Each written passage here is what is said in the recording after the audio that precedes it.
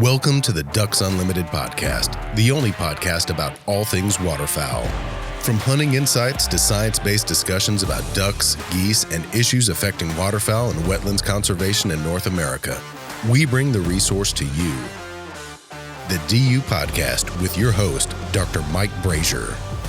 Today we're going to be welcoming a new guest to our series on the history of waterfowl harvest management. Today we're going to be digging into some details on adaptive harvest management. We introduced this topic with Dale and Ken, but today I am pleased to be welcoming as our guest a guy that spent the better part of his career in harvest management for waterfowl and various analytical aspects of that. Certainly was an influential figure in the development and implementation of adaptive harvest management. Very quantitatively minded, and I am excited to welcome to this episode Dr. Jim Nichols, retired from the U.S. Fish and Wildlife Service, U.S. Geological Survey, I think most recently. So, Jim, thank you so much for joining us here and being willing to discuss adaptive harvest management in a bit more detail. So, welcome, Jim. Oh, thanks very much, Mike. It's a real pleasure to be here. Thank you. Well, it is my treat. I feel like it's more my treat to have you on as a guest. I have, for as long as I've been in this career, sort of seen your name associated with a lot of the work that has been done regarding waterfowl harvest management.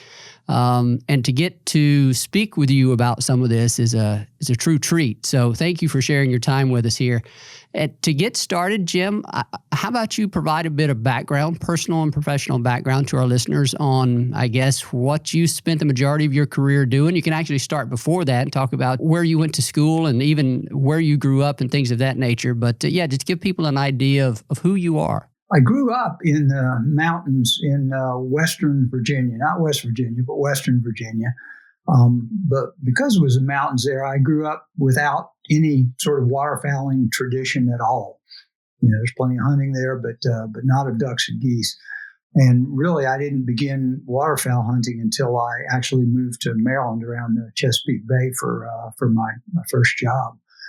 I went to school at Wake Forest University for an undergraduate degree, and then LSU and Michigan State University for graduate work.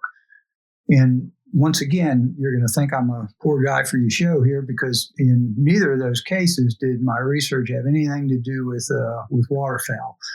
What they did have to do with was population dynamics of harvested species.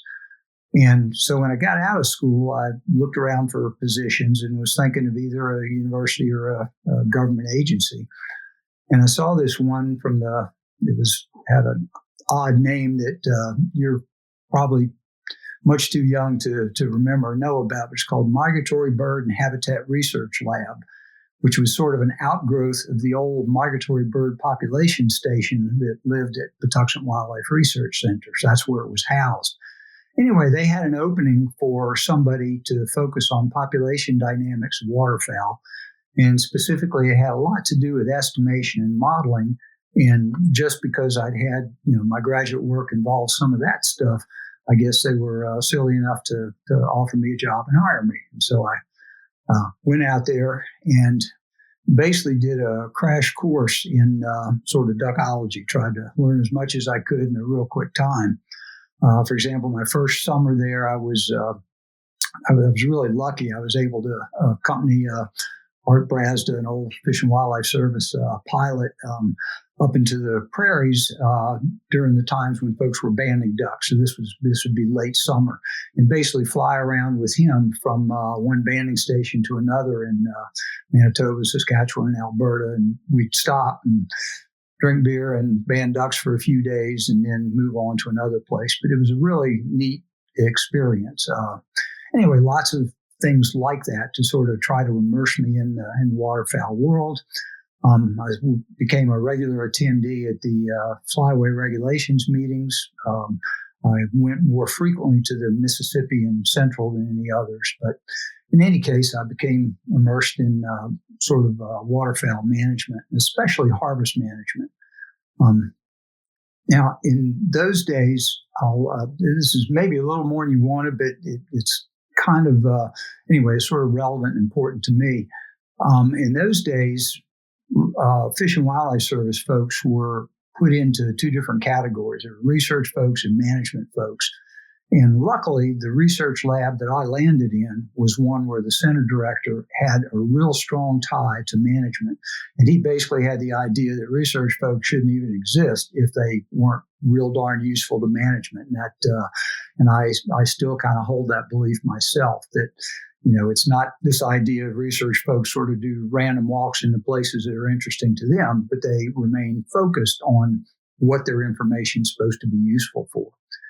And for me, it was very easy to keep that focus because there was a real important part of the Office of Migratory Bird Management that was housed there at Patuxent. And those were the folks that coordinated aerial surveys, the duck counts each May, and the folks that did stuff like estimate survival rates and harvest rates from band recovery data. And so there was a real quantitative group of folks who just happened to be in the management bucket. I was in the research bucket, but we both worked together as a group really, really well. And for the first almost 2 decades of my career there, that's what I did.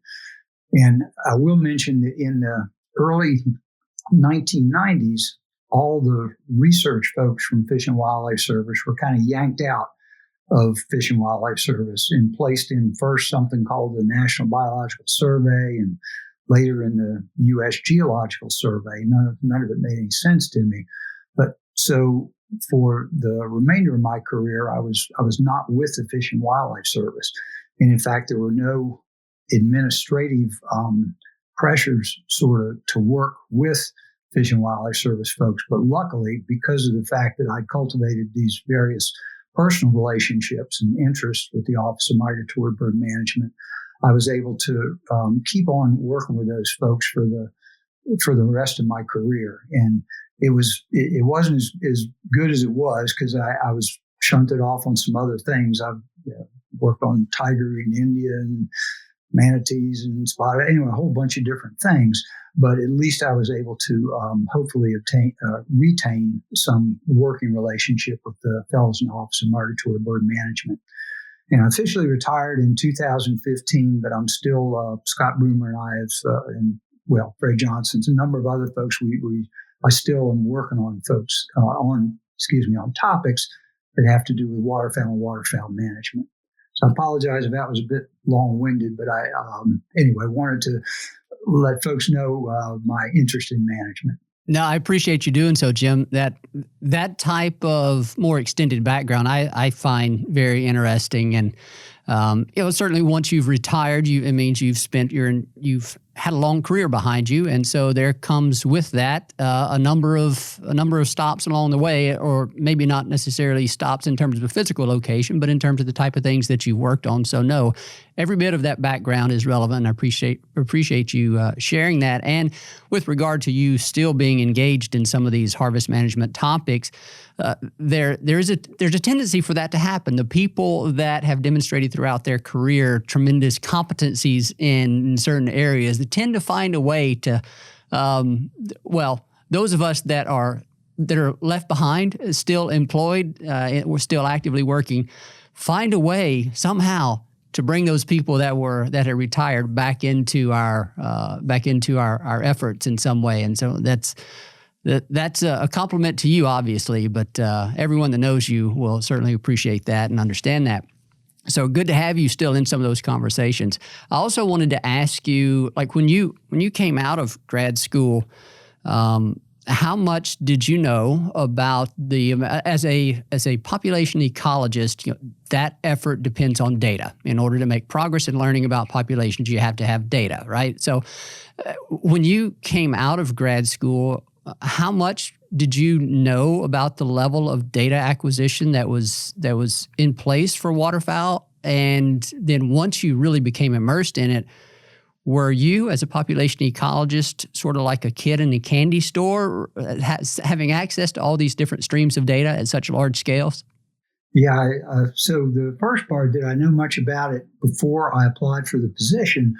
And coming out of graduate school, the answer is no. I had no clue that there was a group who sort of monitored populations as extensively as the U.S. Fish and Wildlife Service does, and states and CWS as well, and private outfits such as DU.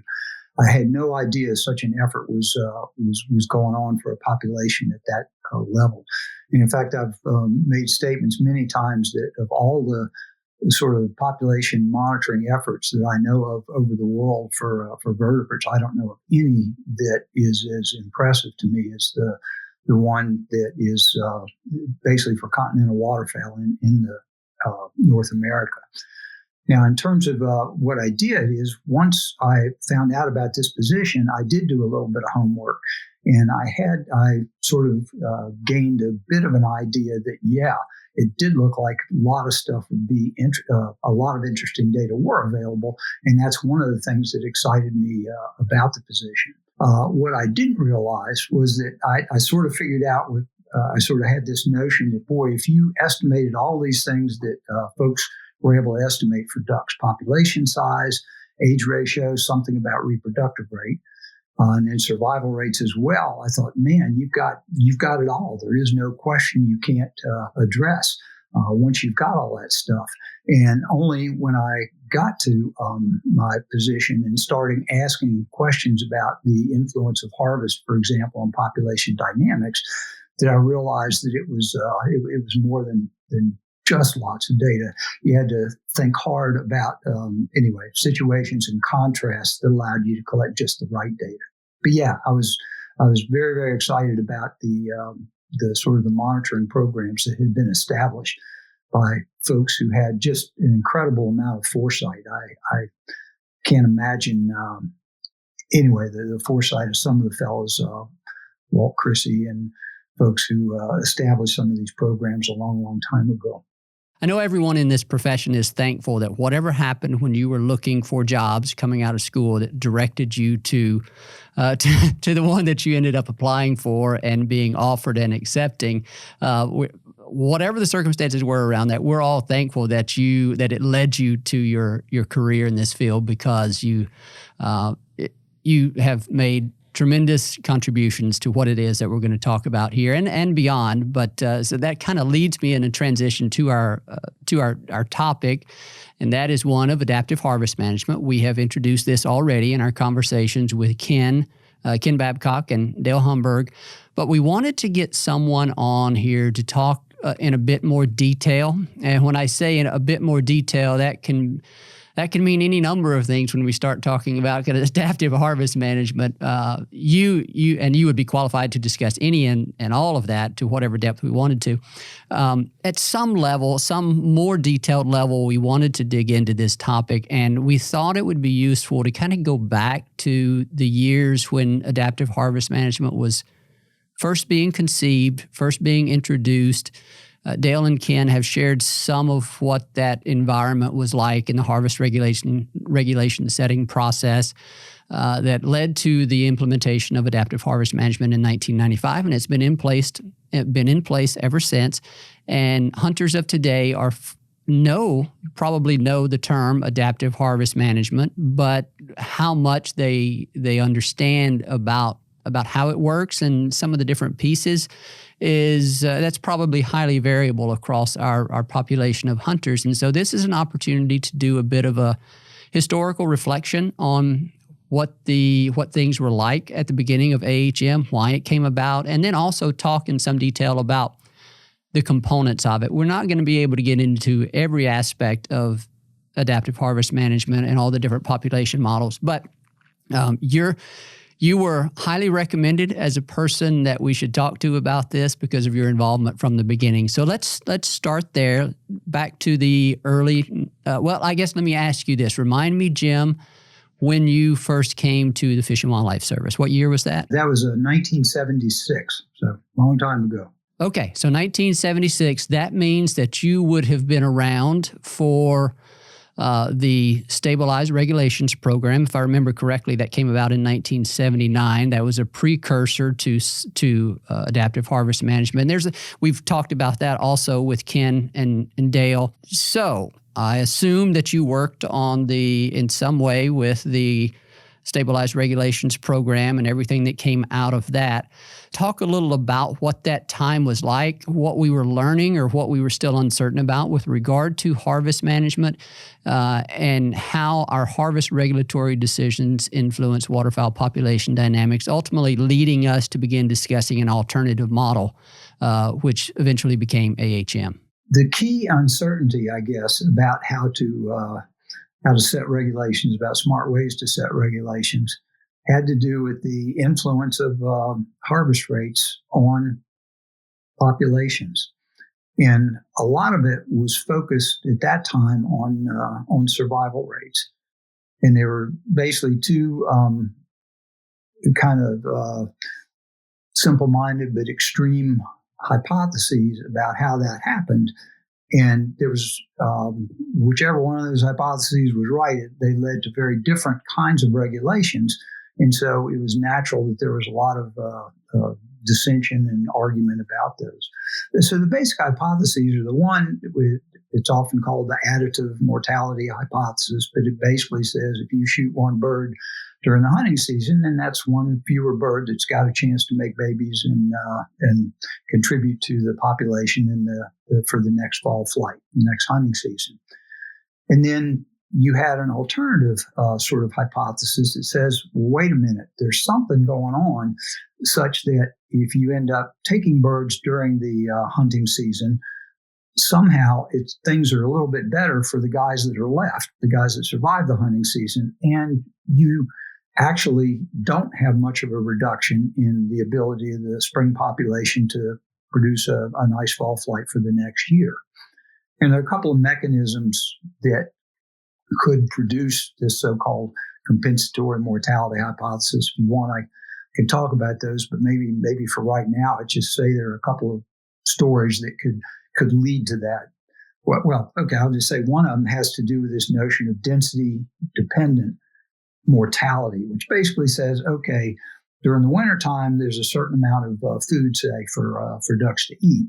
And if we go ahead and reduce the number of ducks that are around at the end of winter when times are tough and reduce it via hunting, then the guys that are left, they have much less competition for the food that's around and are better able to survive, actually exhibit higher survival rates to get to the spring for a chance to breed than if they had had to compete with all these other individuals that ended up not being around because they'd been shot.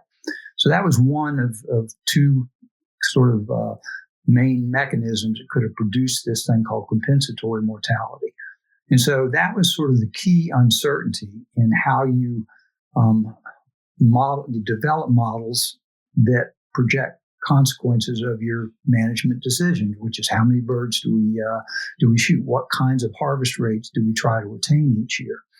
And of course, you can imagine that people with that different people would have would tend to gravitate to one of those two hypotheses, depending on sort of their views about how duck populations were doing or what was important to them.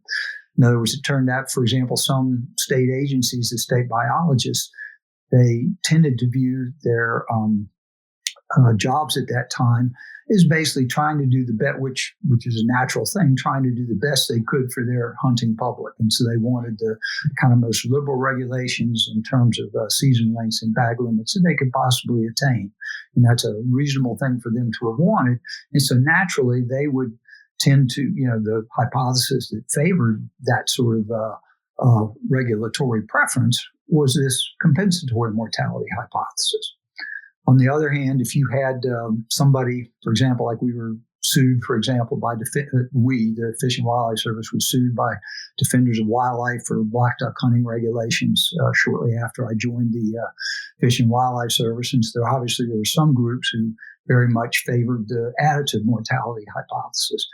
And the interesting thing was this idea of which hypothesis you favored often didn't have anything to do with data or what you happen to know about populations, but it had more to do with what your sort of other objectives were. So anyway, that ended up being a real key source of uncertainty.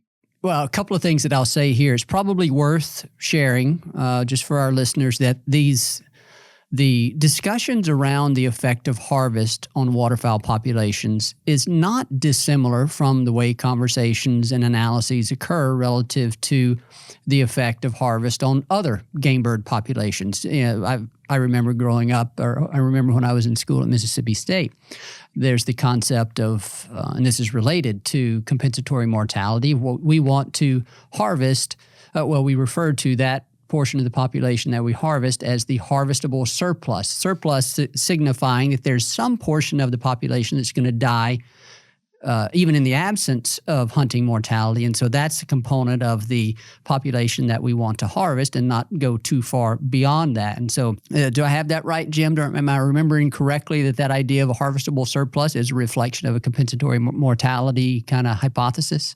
Yeah, so to me, they're similar. And in fact, I just mentioned the one sort of mechanism underlying compensatory mortality. The other one is very similar to ideas that Paul Arrington and people had about harvestable surplus, which was the idea that a population, you can think of it as comprised of two different flavors of individuals.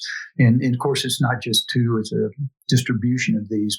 But basically, you have sort of wimpy guys. You have individuals who aren't so adapted in terms of their ability to survive or make babies or whatever. And then you had individuals that were sort of a lot better off. In those, they had a sort of greater ability just by individual variation for withstanding not only being smart enough not to get shot by a hunter, but also being able to escape predators and such things. And so that's sort of this notion. That's one flavor of the harvestable surplus idea, is this heterogeneity of individuals and the idea that hunting mortality or harvest takes sort of the weaker ones to begin with. And so the ones you have left were going to be the big contributors to the population anyway, and they're still around, or a bigger fraction of them is. And I think an earlier episode that we had with Dr. Drew Fowler is one of the examples for which there is evidence of this heterogeneity in the population. And as you described it, there are some wimpier birds that are in the population that are more vulnerable to harvest. And that's what Drew showed with some of his research relative to the harvest of snow geese during spring, is that those that were harvested over decoys, if I remember this correctly, tended to have lower body condition, or from those harvested randomly, something of that nature. So anyway, there is evidence in support of that mechanism. Let's move into a discussion of a more direct discussion of AHM. What we've just kind of talked about here is the fact that there's disagreement, has been at least back at that time, there was a fairly high level of disagreement among some of the stakeholders and some of the decision makers relative to harvest management about what the actual effect of harvest was on the population. That seems to be, if I'm getting this correctly, that seems to be sort of at the heart of the matter. Trying to make decisions on what the harvest should be such that we're able to sustain the population, provide harvest opportunities, without doing harm to the population. And in order to make those responsible decisions, you have to kind of understand the effects of your harvest regulations on the populations. And so there's still a lot of debate about that, is what you're basically saying. And I guess there still is in some respects, but what was it about what was it about that era, whether it be those discussions, what was it about maybe the state of our understanding of population dynamics as it was occurring at that time, but what was it that led us to look to adaptive harvest management as a potential advancement in the way we try to resolve some of our differences, some of our uncertainties about waterfowl harvest management? Okay, well, in terms of the politics, I'll just sum up sort of what you already have stated and what we talked about a minute ago. So right around in the sort of late 80s and 90s, it was a time when basically hunters and many of the folks in states were very interested again in sort of fairly frequent changes in harvest regulations as a way to maximize duck harvest, the waterfowl harvest. And it was a very natural thing for them to want to do. What was interesting, it was also a time when we were recognizing how little we actually knew about the effects of those regulations. And for example, we'd have zones and splits and experimental teal seasons, and they were called experimental. But when you looked at the way that we actually evaluated them and the data that we had, as neat and great as those great big continental data sets are, when you start asking questions about effects of a split season or a zone within a particular state, all of a sudden those big numbers get really, really small in a hurry. And so that led to a couple of things that I view as sort of a watershed, but sort of key conclusions. So there was a supplemental environmental impact statement that was published by the Fish and Wildlife Service in 1988. And John Totten was the guy who was assigned. He was actually headed it up. But one of their conclusions was that the amount of, that basically our knowledge, our ability to fine tune things was such that we probably shouldn't be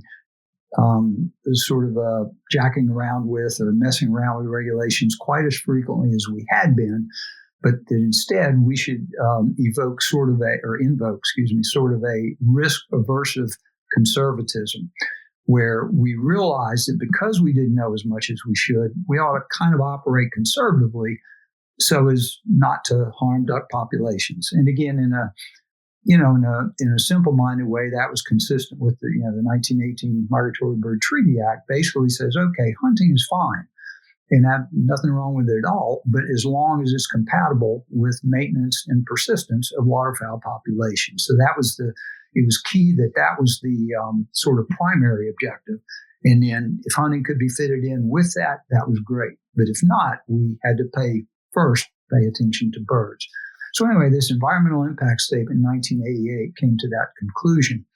Now, then there was a special session at the North American Wildlife Conference in 1989 that actually dealt with migratory birds and dealt with that supplemental environmental impact statement. In two papers in it, I'll focus on one. One of them was by a guy named Fred Johnson, who I'll talk a lot more about in me, that dealt with our sort of inability, our sort of efforts to try to come at effect or try to develop inferences about effects of different regulation changes. And we ran into a lot of difficulties and basically talked about how difficult it was to do that sometimes. But then at a much more general and broad level, Ken Babcock and Raleigh Sparrow, Raleigh at that time was the chief of the Office of Migratory Bird Management, they had sort of a summary paper for that session. And in that summary paper, they once again came to the conclusion that there had been a lot of fine tuning that folks were interested in regulations that had been going on, but it was really, really hard to justify. And what they were suggesting is that one possible response of a large federal agency like Fish and Wildlife Service that was charged with duck hunting regulations, a not unreasonable response would be to try to do away with as many of those fine-tuning efforts as we could, because we couldn't predict their effects. And there were even a suggestion in that paper, for example, maybe setting regulations at 3-year intervals. In other words, instead of setting a regulation every single year, well, we don't know enough to do that, so let's just do it every 3rd year. And so both the Supplemental Environmental Impact Statement in 88 and that special session of the North American in 1989 basically led to this idea that we were, the kinds of things we were trying to do with regulations were way ahead of the actual knowledge that we had. And so that maybe we'd better slow down. And once again, this was not the kind of conclusion that was taken well by hunters, as you could imagine, because they were, in a lot of the state biologists, they were much more focused on trying to implement those regulations that even if they didn't have firm evidence for, they were pretty darn sure, based on their experience, could actually bring their hunters more ducks. So neither group was being unreasonable, but there was absolutely a very big difference of opinion. Jim, the fine-tuning that you referred to, I think is in the same basket as the way Dale spoke about harvest managers in there ever since the federal government obtained jurisdiction over the harvest of migratory birds. Dale noted, and we've been kind of stepping through in our past episodes, examples of what the regulations were in terms of day length and bag limit and shooting hours and all these little tweaks. Dale referred to that as harvest managers never lacking creativity in how we come up with harvest regulations. And that's what you're talking about, I think, is the all these different fine aspects of fine-tuning the harvest regulations. But then what others are saying is, yeah, we can do those, and maybe we can, in our mind, come up with why it makes sense. But analytically, we don't have the data to effectively measure the impacts of that. Is that a fair assessment? That's exactly right. No way on earth would I ever say that those things were stupid or that people didn't, that they weren't necessarily good ideas. But it's just that there was no way we could obtain the evidence at that sort of fine scale that actually supported them. And that was the bothersome part about it. Jim, another very important aspect of, any decision-making process is going to be having an objective, knowing what it is that you're trying to achieve through those decisions, through those actions. And I talked earlier just in a very general sense about our objective for harvest management is to provide harvest opportunity without harming the population. But that's just a very nebulous description of an objective. And so I know that one of the most important, and I'll ask you if it's the most important aspects of adaptive harvest management or any kind of harvest management decision relates to the objective behind our decisions. But at that time, before adaptive harvest management, was there also some lack of clarity, lack of consensus on what our objective was? How explicit was the objective for harvest management back in those times? And was that another one of the reasons why we kind of moved towards adaptive harvest management?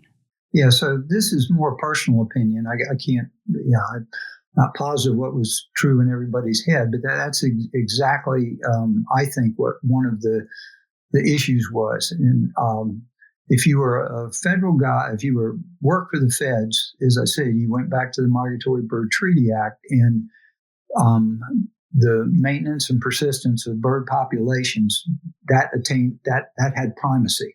That was your number one goal. And trying to permit hunting that was consistent with that was absolutely an objective as well. But it was clear which one was the primary objective, and that was maintenance of bird populations.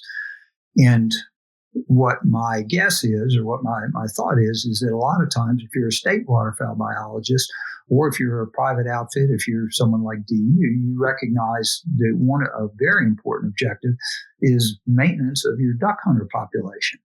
Certainly over recent years, we've seen things about that are alarming to those of us who enjoy and like duck hunting. And so when you went into a regulations meeting, for example, when you went into one of the flyway meetings, they were never explicitly stated, but when you would have discussions or disagreements about whether, for example, the set of regulations that the feds would propose for a particular year, and when there was backlash or response to that, very often it seemed to me to reflect the idea that there was this greater importance attached to the maintenance of the hunter population than the feds were sort of allowed to attach because of the Migratory Bird Treaty Act. And so it did seem to me that differing objectives actually came into play as part of the reasons underlying people's different ideas about what regulations ought to be. Okay. So to summarize here, based on my understanding, my reading, at that time, prior to the implementation of AHM, we had a highly complex regulatory environment. That's some of the fine-tuning that you're talking about. We had a lack of common understanding about population dynamics. That was the additive versus compensatory mortality hypotheses, and there's some other aspects of that as well. But the bottom line is we didn't have a common, confident understanding of waterfowl population dynamics and how harvest affected those. And then there was, as we just talked about here, lack of clarity or lack of agreement on a clear lack of agreement on an objective behind some of our decisions. So then along comes adaptive harvest management as the solution to all of it, right? I say that kind of tongue in cheek, but that was sort of a characterization of the environment as I understand it. And adaptive harvest management was viewed as a potential path forward to begin to address some of those things in a maybe more coordinated, more consensus-driven, I don't even know if that's the right way of describing it, but just to try to make some progress on some of those issues and really move us forward in our understanding of waterfowl harvest management and the decisions around that. So Jim, I guess here is where we really transition to adaptive harvest management. Why don't we start? I mean, you can clean up anything that I might have just said there, but after you do that, why don't you start by giving a layperson description of what adaptive harvest management is? We'll have plenty of opportunity here as we go forward to get into all the different components and the details of it, but how would you describe it to the average person? Yeah, so there are a bunch of sort of the couple of sentence description is basically what you're trying to do is make a smart management decision, where smart means you're trying to do something that are consistent with your objective, get you towards your objectives as best you can, but you're trying to do it in the face of uncertainty.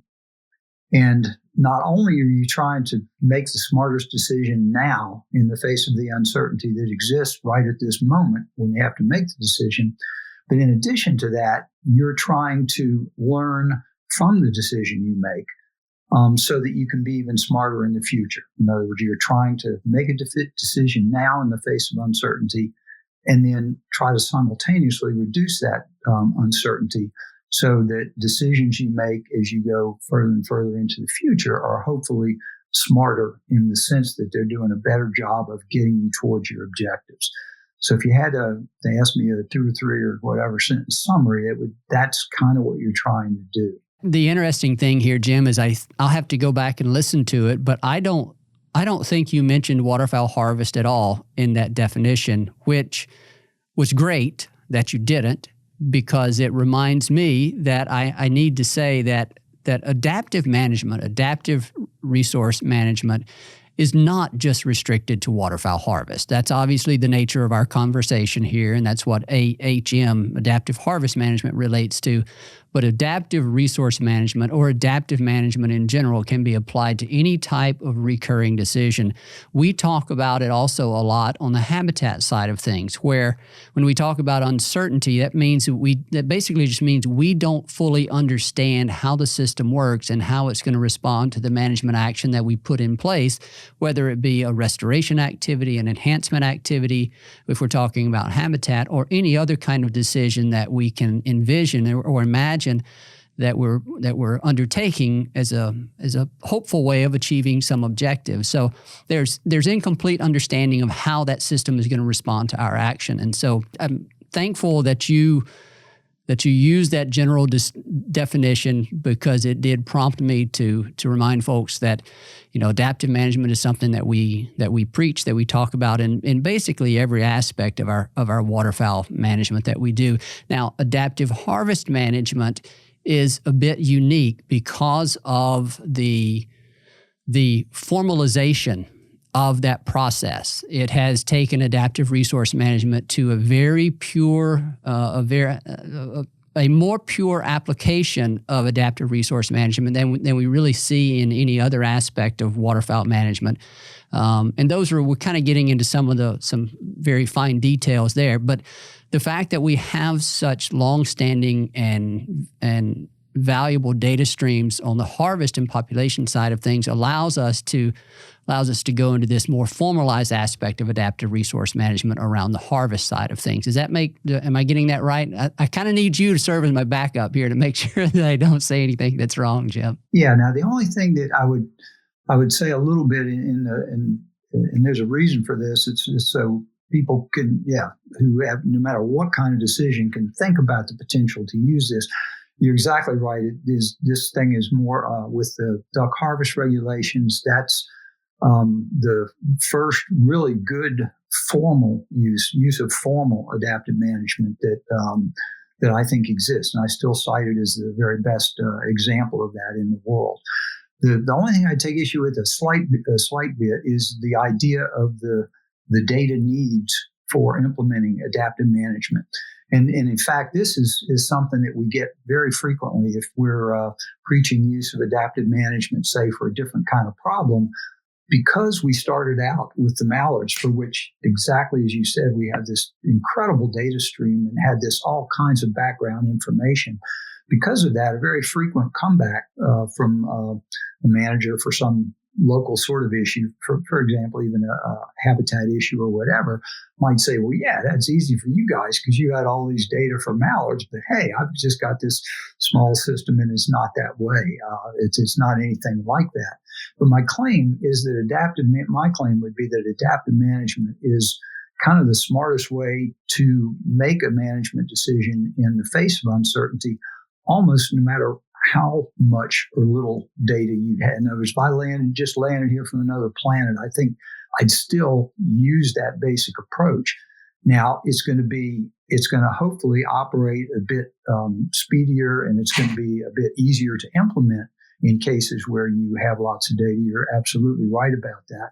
But I think the general process is such that it's hard for me to imagine doing anything else, using any other approach, if I have almost any problem that's for which there's a lot of uncertainty. That's fair, and I've heard that before. And there definitely is some differences in the degree to which I guess the speed at which we can learn about. That's the other thing that I guess is a key part of this, right? Is that the outcome of adaptive management is that we make a decision based on our best understanding, but then we also kind of we monitor the outcome of that decision and then update our understanding, right, to improve our decisions going forward. So, Jim, that's probably a good place for us to wrap up this first episode. We have introduced sort of the atmosphere around waterfowl harvest regulations in the late 80s and entering into the early 90s, sort of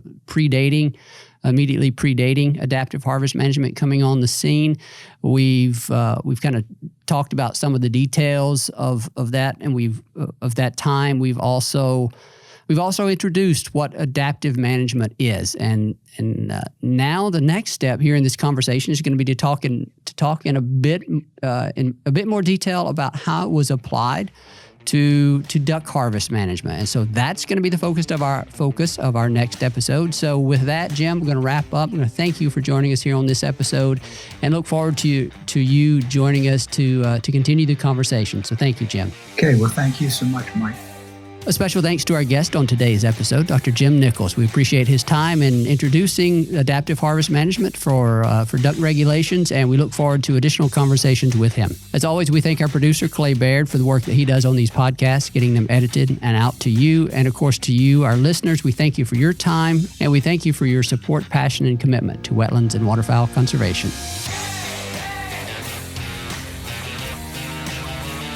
Thank you for listening to this episode of the DU Podcast.